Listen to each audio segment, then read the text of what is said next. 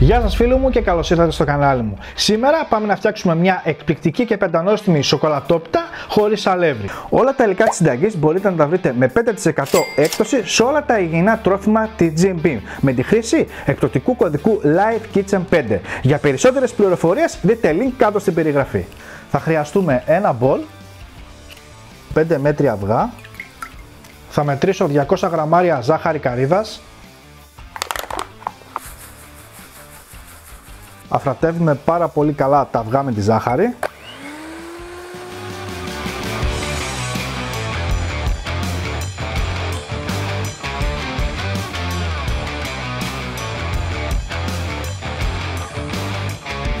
Θα μετρήσω 100 γραμμάρια λάδι καρύδας. Ξύσμα από ένα πορτοκάλι. 50 γραμμάρια κακάο.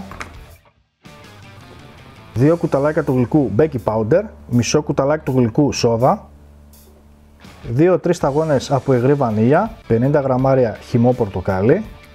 Αφού βάλαμε όλα τα υλικά πλην το ενδοκάρυδο, θα χτυπήσω με το μίξερ.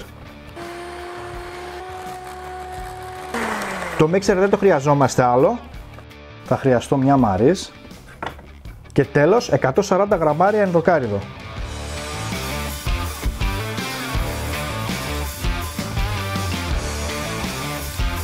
Σε μια 24 φόρμα έχουμε βάλει λαδόκαλα στον πάτο και στα πλαϊνά θα λείψουμε λίγο λάδι καρύδας. Ρίχνω το μείγμα στη φόρμα και ψήνουμε σε προθερμασμένο φούρνο στους 180 βαθμούς στις αντιστάσεις για περίπου 40 με 50 λεπτά. Ψήνουμε στην πρώτη τελευταία σχάρα.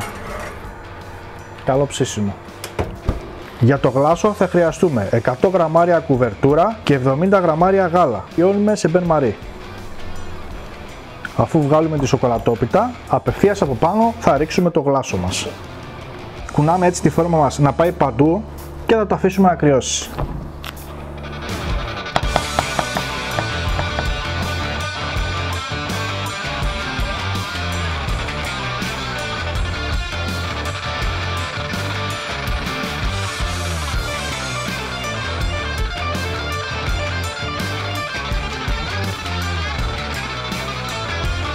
Φτιάξτε και εσείς αυτή την εκπληκτική σοκολατόπιτα, κάντε ένα like και μια κοινοποίηση για να το δουν οι φίλοι σας, γιατί έτσι μας βοηθάτε να συνεχίσουμε. Μέχρι το επόμενο βίντεο να περνάτε καλά. Γεια σας!